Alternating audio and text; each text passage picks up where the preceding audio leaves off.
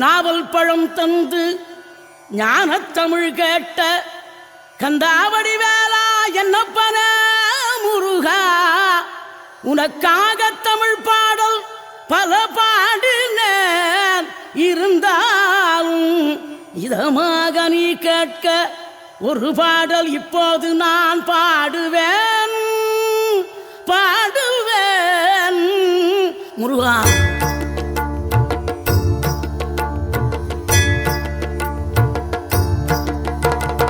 ஆறுபடை வீடும் அருள் வழங்கும் முருகா, அருகே நீ ஓடோடிவா.